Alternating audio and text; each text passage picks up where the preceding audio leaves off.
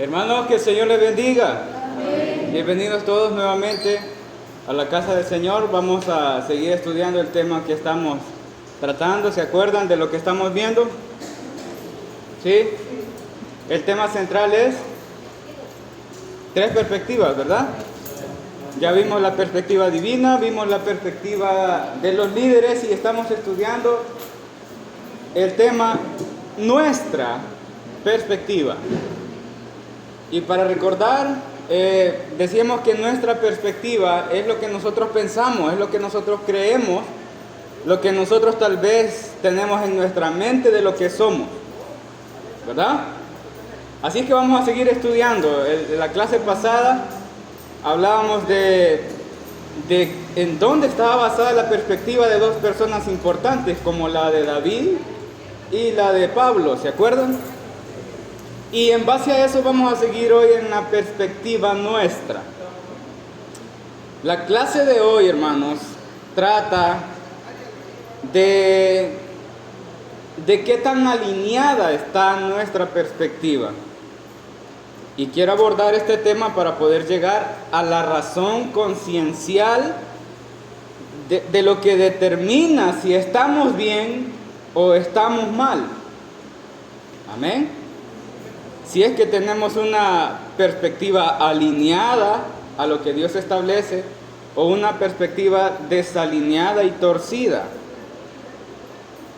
Y el objetivo de esto es poder entender que tristemente estamos en una realidad que estamos creyendo que no es lo que casi siempre pensamos de nosotros mismos. Amén. Y todo esto, hermanos, se libera en lo que Dios opina acerca de nosotros. La única forma que podemos identificar cómo estamos es cuando nos comparamos con la ley de Dios. Amén. Todo cristiano serio estudia los mandamientos de Dios y procura vivir en base a las leyes de Dios para agradarle. Porque no existe un evangelio sin ley. Y nuestra ley es la ley de Dios. Quiero seguir en este tema hablando de los hermanos que tienen una perspectiva de sí mismos muy equivocada. Son aquellos que miran por debajo del hombro a los demás, incluso a sus líderes. Y cuando hablo de líderes es que ven por debajo del hombro al pastor, al cuerpo oficial de la iglesia. Y casi siempre son las personas que sirven en otros órganos de la iglesia, que no tienen que ver con estar en la posición de más importancia. Y hablo de que tienen una perspectiva equivocada, porque los que tienen una perspectiva equivocada de sí mismos siempre se rebelan contra cualquier autoridad sobre ellos. Oiga esto.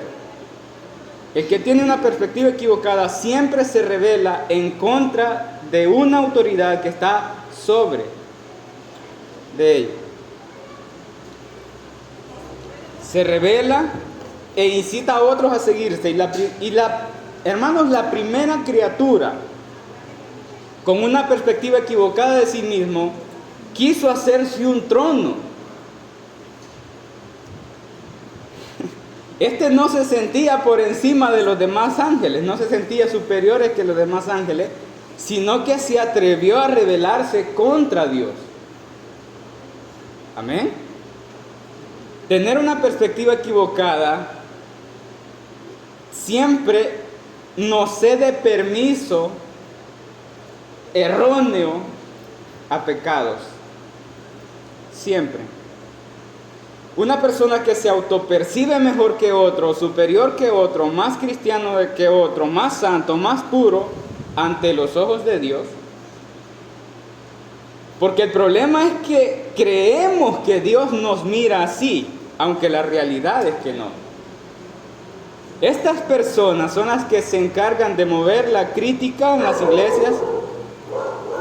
Son los maestros de la crítica, los inconformes, son los más exigentes de la perfección. son los que no admiten errores de los demás que están en su autoridad superior ante sus propios ojos. ¿Me estoy dando a entender, hermanos? ¿Sí? Porque ellos se consideran los ojos de Dios mismo y juzgan y condenan lo que está incorrecto. Quiero que me siga la secuencia. El problema es que ven a otros y no se ven a sí mismos. Casi siempre son las personas que los líderes superiores han tenido en reuniones, y esas son las que promueven el pleito, la murmura, la disensión, el orgullo dentro de las iglesias, pero se autoperciben buenos cristianos y se sienten superiores que los demás. Y quiero describirlos. Estos son los maestros de la murmura. Son los que causan disensión. Son el origen del orgullo, el chisme, la inconformidad, la rebelión y la división entre los hermanos. ¿Sabe qué es lo más interesante de todo esto? Que en su propia perspectiva se sienten buenos cristianos, celosos. Y no son cualquier cristiano, son los fieles a la palabra. Un siervo de Jesucristo, útil en la obra del Señor, porque Él está pendiente de que todo vaya como debe de ir. Se consideran parte importante, indispensable de la iglesia. Se creen piezas centrales de la iglesia.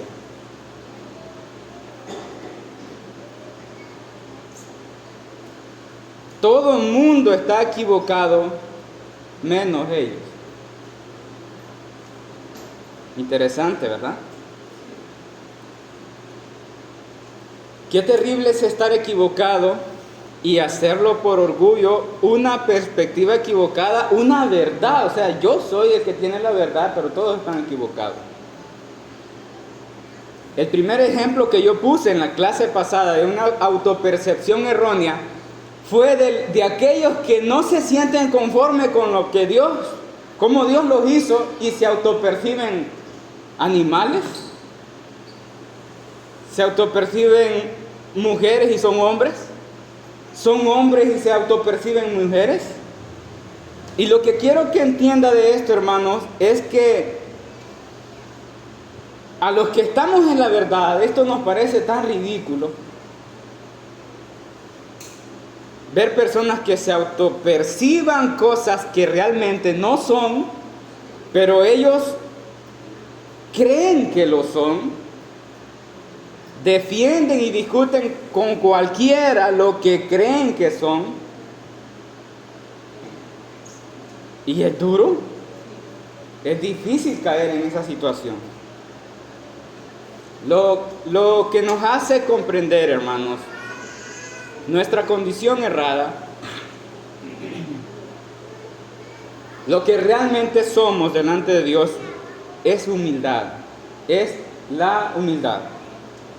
Alguien humilde se deja guiar, se deja orientar, se deja corregir en base a la suprema autoridad de Dios y su palabra. Amén. Alguien humilde considera a sus hermanos como superiores a él mismo. Y eso le va a permitir escuchar a sus líderes, que con la palabra de Dios le enseñarán a caminar en el peregrinaje cristiano. Son nuestros líderes, hermanos, que con una perspectiva clara, basada a la gloriosa palabra de Dios, nos introducirán al crecimiento espiritual, para que crezcamos en el propósito de Dios y la voluntad en la conformación del carácter de Cristo. Pero ¿qué actitud tengo yo? ¿Soy humilde? ¿Me dejo guiar? ¿Me dejo orientar? ¿Me dejo enseñar? ¿Me dejo corregir de mis líderes? cuando ellos me presentan la palabra de Dios. Amén. O yo los miro por debajo de mi hombro, los miro, los analizo y los critico. Yo hablo mal de quien yo quiera, por lo que yo pienso y por lo que yo creo. No soy chismoso, no soy chambroso, pero a mí me gusta compartir mis comentarios con los demás. ¿Verdad? Eso suena más sofisticado. No me gusta chambrear, ¿verdad? Pero yo quiero darle mi comentario, varón. Es que fíjate que dicen. Es que fíjate que yo escuché. Es que yo vi y me imagino. Pero es que yo vi y yo supongo. Porque lo que dicen allá y lo que yo vi y lo que se conecta. ¿Me entiendes? Y siempre esos comentarios se dan de una persona involucrada que no está presente escuchando. Amén. Porque yo sé y yo estoy seguro que si esa persona de la que yo estoy hablando está enfrente, yo no me atrevo a hablar. No me atrevo. Yo no podría hablar si la persona de la que yo estoy hablando está enfrente. Eso, hermanos, es chisme. Eso es chambre. ¿Y sabe qué? Dios lo detesta. Lo detesta. Todo lo que usted hable de alguien por lo que cree en su mente, no por lo que sea verdad. Todo lo que usted hable como si fuera verdad o lo comenta con alguien que usted piensa que es verdad, pero no está seguro que es verdad, sino que habla de lo que se imagina con otro hermano y sabe que si la persona de la que usted está hablando no está presente, pero si estuviera presente a usted le daría vergüenza hablarlo, eso es un chambre, eso es un chisme. Y hermanos, y escuchar a hombres hablar así de personas de la iglesia, por lo que creen, por lo que piensan, por lo que se imaginan, eso es 3 veces más vergonzoso.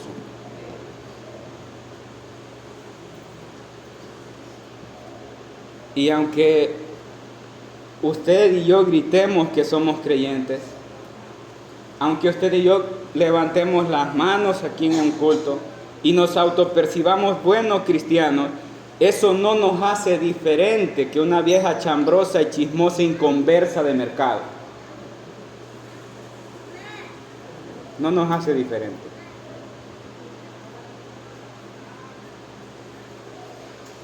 Dios dijo en su palabra: no levantarás falso testimonio de lo que dicen, de lo que escuchaste, de lo que conectás y vos pensás que es así, de lo que te imaginás. No andarás chismeando contra tu prójimo. Dios hizo un espacio, hermanos, en los 10 mandamientos. Escuche eso. Dios lo considera importante en su ley. ¿Nos importa a nosotros lo que Dios opina cuando nos ve hablar de alguien a sus espaldas? Algo que vamos a hablar que no nos atreveríamos a decir enfrente de Él. Pero lo saludamos como si nada, ¿verdad? Nos sentimos buenos cristianos, Dios le bendiga, Dios la bendiga, una sonrisa y el abrazo fraternal.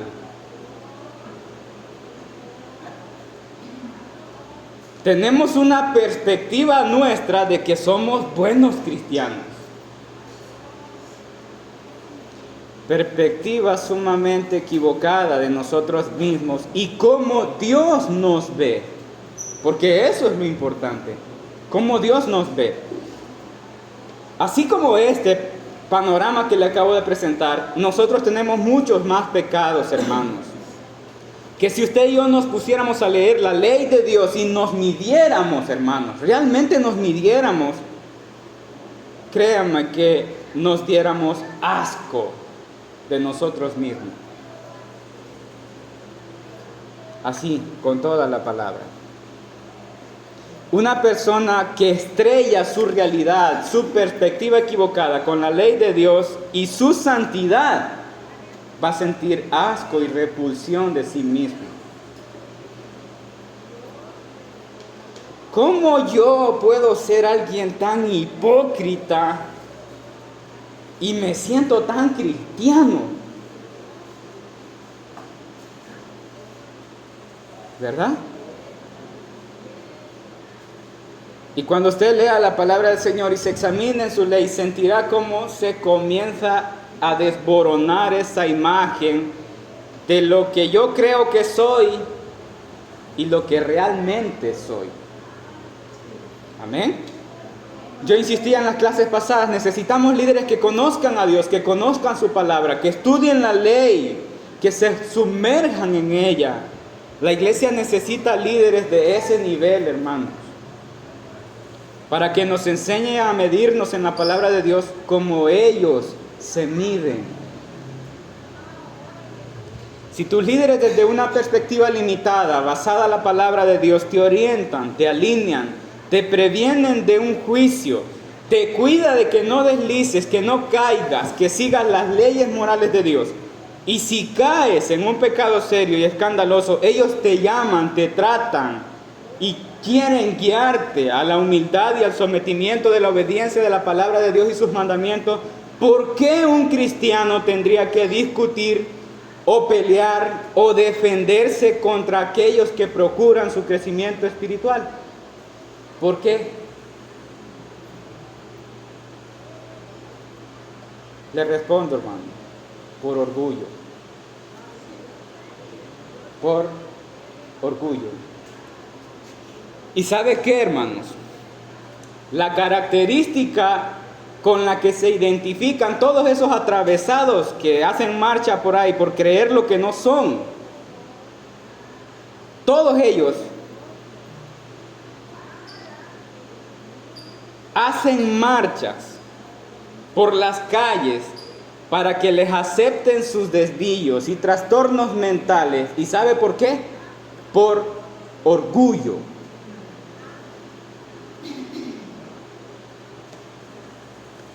Hermanos, en la iglesia tenemos personas con actitud de orgullo y arrogancia que se expresan que para ellos no hay pastor bueno, no hay líderes buenos, porque no están hechos a su imagen ni su semejanza. Ellos no son como los líderes que a ellos les gustaría que fueran. Y por esa razón hasta piensan irse de la iglesia, las chuladas. Consideran irse de la iglesia porque ahí no son bien tratados. No les parece cómo actúan sus líderes. Es que no me tratan como yo me merezco. Yo soy mucho más importante que eso. No me valoran. Y son los que necesitan guianza. Son los que tienen una perspectiva equivocada de cómo se ven ante Dios. Y tienen lista de las iglesias en donde ellos sí se sintieran valorados, sí se sintieran aceptados, en donde sí los van a apreciar como ellos son. En sus pensamientos ellos no son una oveja común como todas. Ellos son otro tipo de maravillosos especímenes, que no son ovejas, son superiores.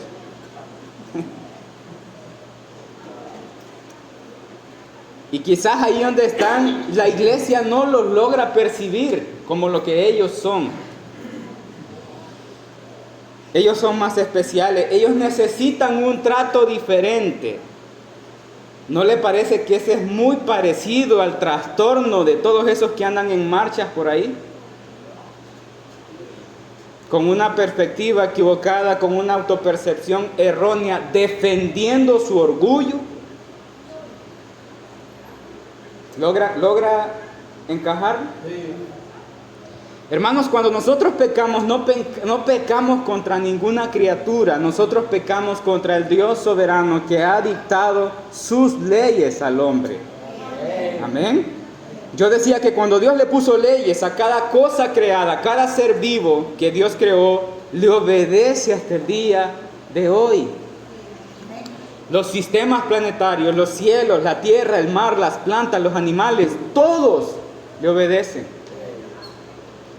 El hombre peca en contra de los mandamientos de Dios por un placer vacío. No le importa nada lo que su Creador ha dicho en su palabra. Y no me estoy refiriendo a los inconversos, solo a los inconversos. Me estoy refiriendo a los que estamos aquí. Amén.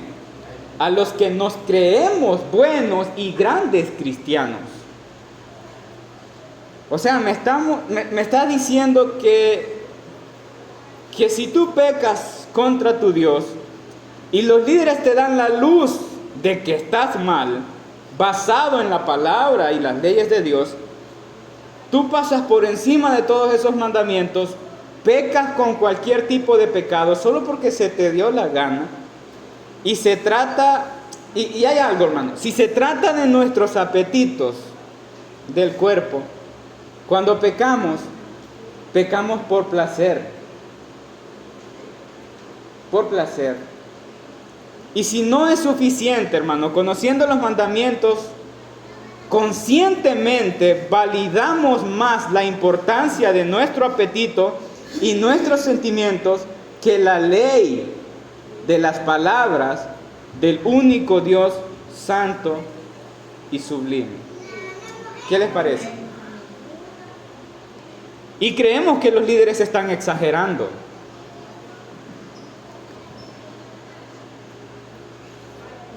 Hay personas que piensan que solo se debe venir, pedir perdón de una forma fría, simple, y que Dios perdona porque no es para tanto, hombre. Así piensan. Dios tiene que estar presto para limpiarme, para satisfacer mis necesidades, y listo, se acaba la bulla.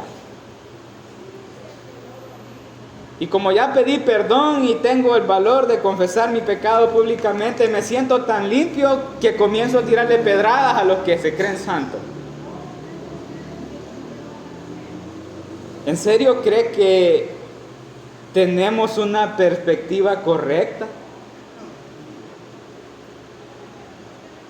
Quiero recordar que el apóstol Pablo, hermanos, el apóstol Pablo, siendo apóstol ya, escribe que él se siente un miserable pecador. El apóstol Pablo. ¿Quién te crees que eres, Eliseo? ¿Qué actitud es esa? ¿Será que alguien que tiene una percepción aterrizada de sí mismo tiene esa actitud?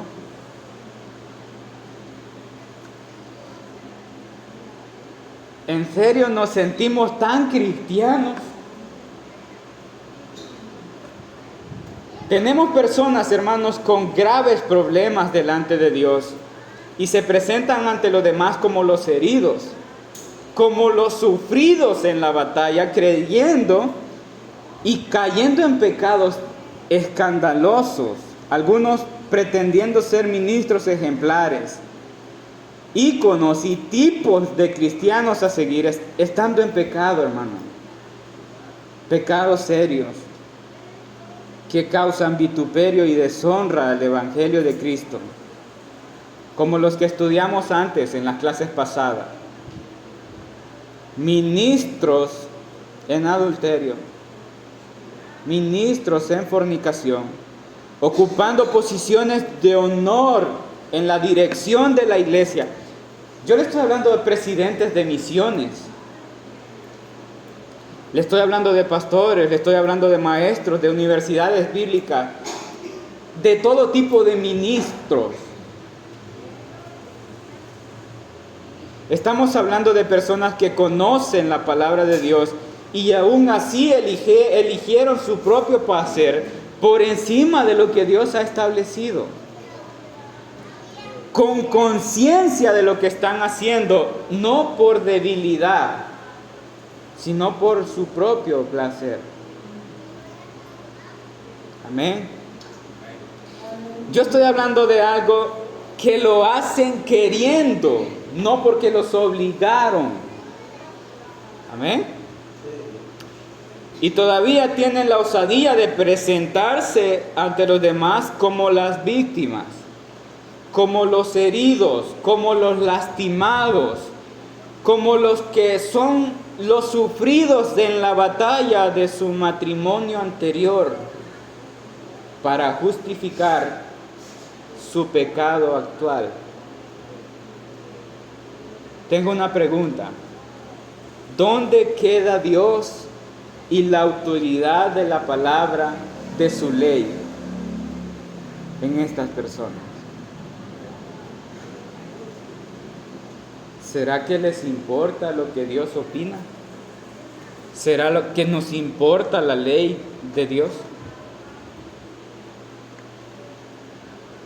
Yo no estoy condenando a nadie, hermanos, pero quiero que veamos las cosas como son y seamos serios. Creo que tenemos conceptos equivocados que se han adaptado para suavizar la culpa del pecado. Y se ha desbordado toda la inteligencia, incluso para usar versículos de la Biblia a su conveniencia. Cuando claramente están pasando por encima de los mandamientos de Dios. Y usan la gracia para eso. ¡Qué terrible! ¿Cómo creen que eso se vería desde la perspectiva divina? Pero yo me autopercibo estar bien, yo me siento bien, yo soy un buen cristiano, yo me autopercibo fiel, yo me autopercibo un ministro. Yo soy el hijo favorito de Dios y Él me bendice, yo soy la niña de los ojos y Él me complace. Y por lo que Él me complace, yo le adoro, yo le sirvo y yo lo amo. Yo me autopercibo amar a Dios con todo mi corazón. ¿Cómo es notable la gran contradicción entre decir que amamos a Dios y luchamos por defender y argumentar posturas que nos favorecen en nuestro pecado? Somos tan hipócritas de venir y abrazar la gracia, aferrarnos a su misericordia, pero aborrecemos la ley de Dios y hacemos lo que se nos antoja. Y Dios tiene que perdonarme.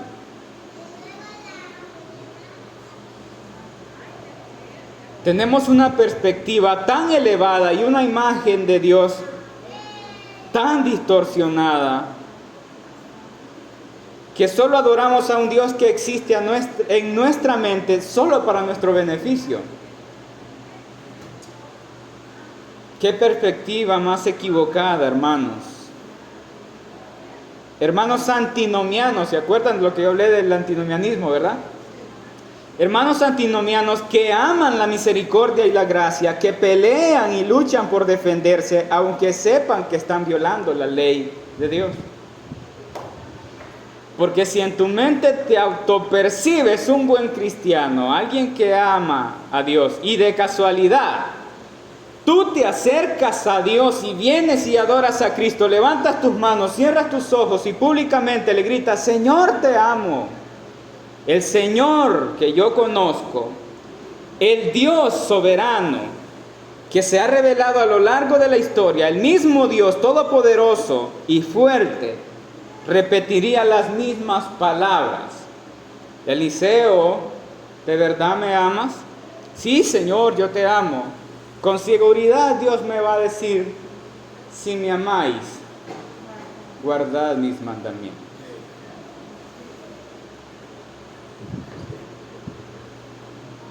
Amén. ¿En serio creen que podemos tener el valor de excusarnos y que podremos levantar el rostro y decirle al Dios Todopoderoso, Señor, tienes que entenderme?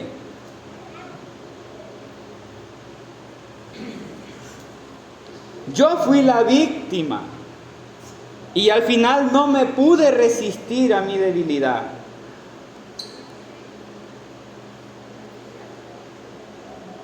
Cuando se tiene el conocimiento de la ley de Dios, se peca por placer y por deseo egocéntrico, hermanos.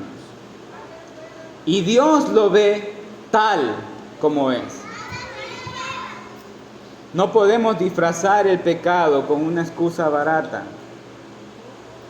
¿Quién podrá presentarse ante Dios como una víctima cuando Él nos juzgue conforme a su ley? Las personas tienen una percepción equivocada de quién es Dios y quiénes son ellos. No conocen a Dios, creen que Dios existe para servirles. Esa es su mentalidad y qué absurda. Es despreciable, es egocéntrica. Que considero que delante de Dios eso ha de ser repugnante, hermanos. No sé usted qué opine, pero yo considero que así es. Casi siempre se disfraza esto de una gran humildad. Desde una perspectiva equivocada, no adoran a Dios como a Dios. Porque Dios para ellos es un ídolo a quien le piden y Dios tiene que darles. Se regocijan en decir, no me juzgues tú, que me juzgue Dios. Debería darles pánico, debería darles terror, deberían de saber la magnitud de lo que están diciendo. Ellos deberían de humillarse ante la grandeza de ese Dios, que la materia sin vida le obedece. Que nadie de lo que Él ha creado, aparte del hombre, viola sus leyes. Los astros, los planetas, los cielos, la tierra, el mar, todo ser vivo. Y ellos no aceptan ser corregidos en base a la ley de Dios en su error por orgullo y piden que Dios los juzgue. El pastor Paul Washer dice en uno de sus mensajes que toda la creación que ha obedecido las leyes de Dios, toda la creación que ha obedecido las leyes que Dios le puso, aplaudirán animados y con fervor cuando Dios en su justicia lance al infierno a todos los que menospreciaron a Dios como su Dios soberano y pisotearon y violaron y se burlaron de su ley.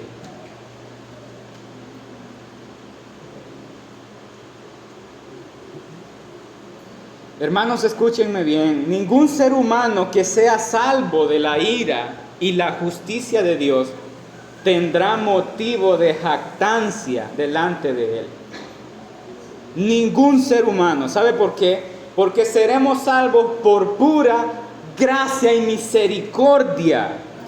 Un regalo inmerecido, aunque muchos reciban galardones y posiciones grandes, de alto honor, todos se postrarán y adorarán a Dios por su infinita misericordia, porque les ha concedido estar ante su presencia.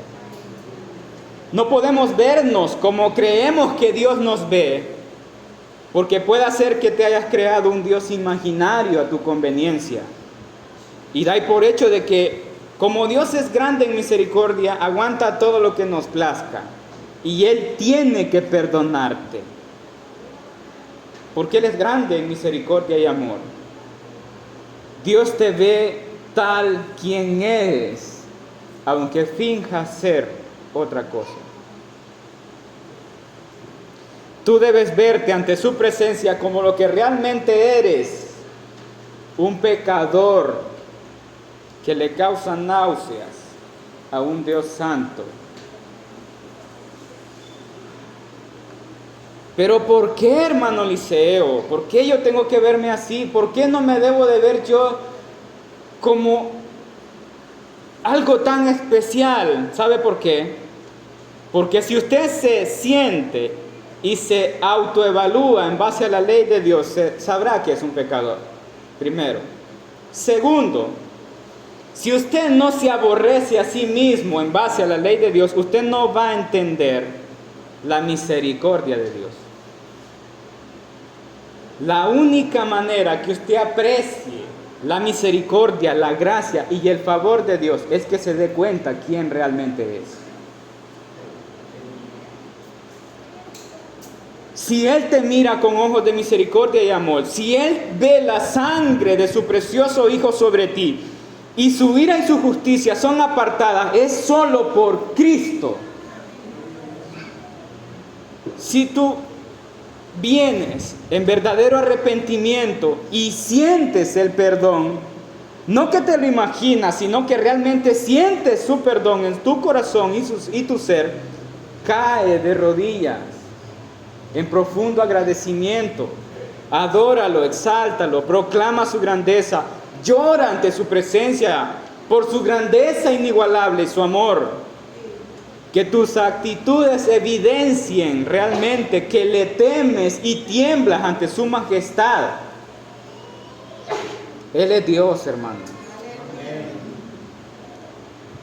Nosotros no merecemos esa sangre. Nosotros somos indignos de tanta inmensidad de amor y misericordia. Jamás olvide eso. Jamás. Si usted siente su misericordia, si siente su amor, si siente su gracia, si la presencia del Espíritu está y cae sobre ti, exáltalo. Cae de rodillas en profundo agradecimiento al darte cuenta que Él te eligió desde antes de la fundación del mundo para tener misericordia de ti. Y no puedes ni debes comportarte arrogante. Mantén tu perspectiva clara de quién tú eres. Estudia y ejercítate en su ley.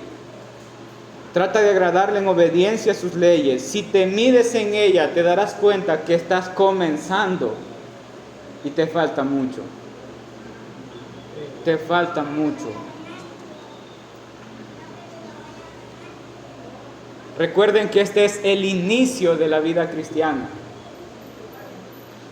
Y se inicia desde la niñez hasta la madurez. A medida experimentes la transformación de tu entendimiento de quién es Dios, sabrás ejercitarte y comprobarás cuál es la voluntad agradable y perfecta de Dios.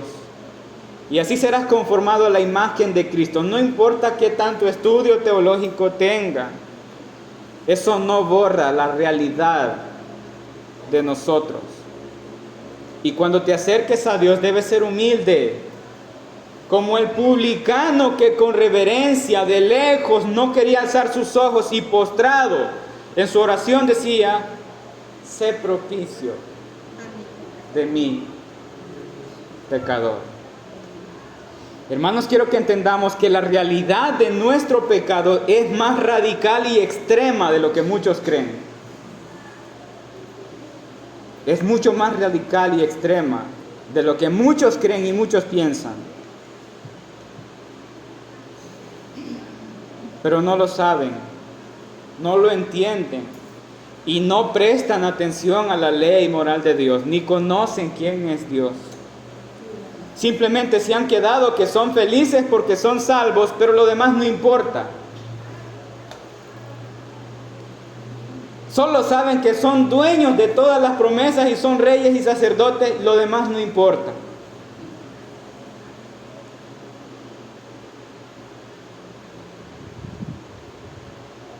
Son devotos antinomianos.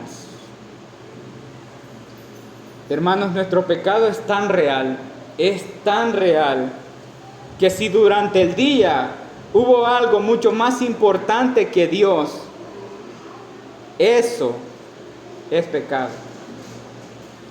¿Cuántas veces, hermanos, descaradamente hemos tenido algo mucho más importante que venir y agradecer a Dios en su casa?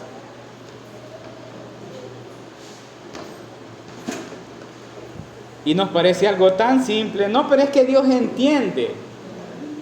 ¿Quién te ha dicho a ti que el soberano creador del universo está obligado a entenderte para justificar tu pecado? Pero yo repito, nos autopercibimos cristianos que aman a Dios. Buenos cristianos. Superiores que los demás. Más santificados, más espirituales, más maduros, más fieles. ¿Se da cuenta dónde estamos, hermano? Lo triste de todo eso es que tenemos una perspectiva nuestra, una autopercepción equivocada, creyendo que estamos bien. Si tú todavía no has salido del hoyo en el que te satisface hablar de los pecados de los demás, y antes de hablar no te detienes y te mides tú en la ley de Dios, tú no sabes quién es Dios. Y no sabes quién eres tú.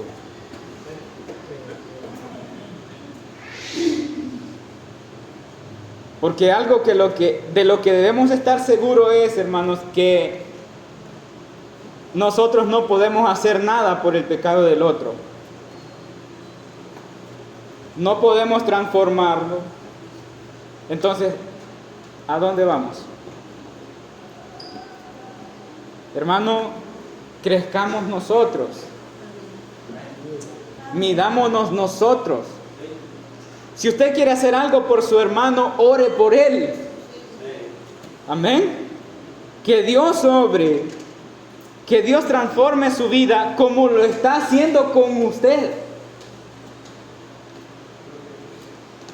El cristianismo no es para que yo suba a las personas a una báscula para ver si dan la pesa. El cristianismo no se trata de lo que Dios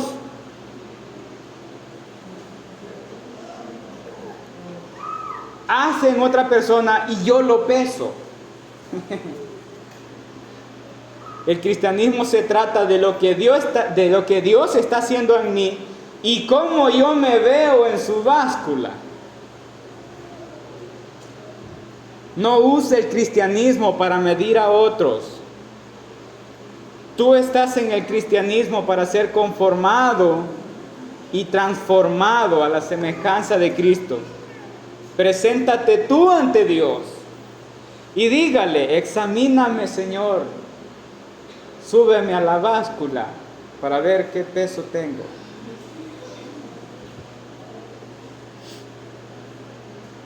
Calibra mi autopercepción para que pueda medirme yo en tu molde, para que vea yo cómo estoy viéndome desde tus ojos en tu palabra.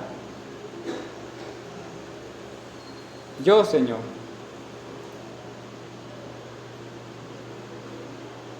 Y yo sé que usted le va a decir al Señor: restáurame, moldéame, transfórmame, porque claramente no soy lo que pienso ser.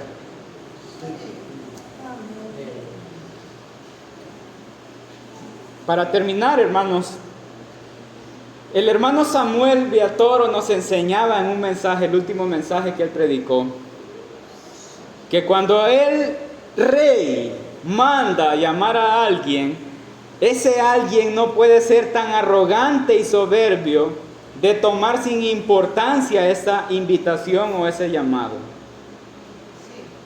El rey Asuero mandó 7 eunucos a llamar a la reina Vasti. Y sabe que la reina Vasti es el tipo del orgullo. Y la mandó a llamar 7 veces el rey. Y el hermano Samuel preguntaba, ¿cuántos eunucos necesitas tú para que te hagan entender que tú necesitas presentarte delante de tu rey? Así dijo. Mi hermano, usted y yo no estamos en el palacio por nuestra belleza. Tú eras un esclavo y hoy caminas en libertad dentro del palacio.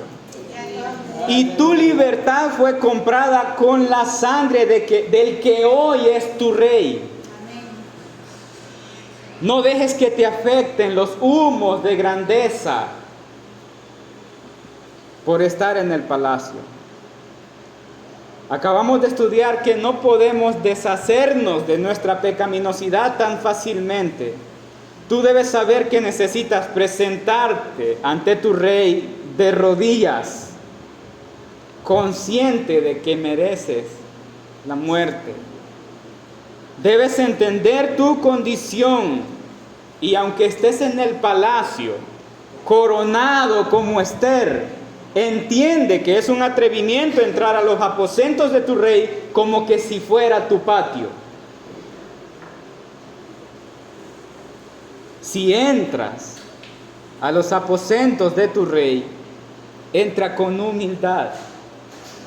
Dobla tus rodillas con temor y temblor por la grandeza y la santidad de a quien tienes enfrente. Hoy tenemos acceso a su presencia en su palacio solo por la corona de gracia por Jesucristo. Cuando tienes una perspectiva real de lo que tú eres, no tendrás necesidad de que el rey te mande a llamar. La necesidad de su misericordia y su perdón y un profundo agradecimiento te hará venir a su presencia. Solo un pecador necesitado de perdón entrará en el aposento del rey para encontrar gracia y misericordia. Él necesita sentir que Dios extienda su cetro sobre él y como Esther alzar la mirada y tocar la punta del cetro de la misericordia para expresar la angustia de su corazón. No importa qué posición tenga, no importa la posición que el rey le haya colocado dentro de su reino. Cuando necesites entrar a su aposento, jamás olvides quién eres tú, qué es lo que pretendes al estar en la presencia y principalmente quién es tu rey. Esta es la clase de hoy, hermanos. Que el Señor les bendiga.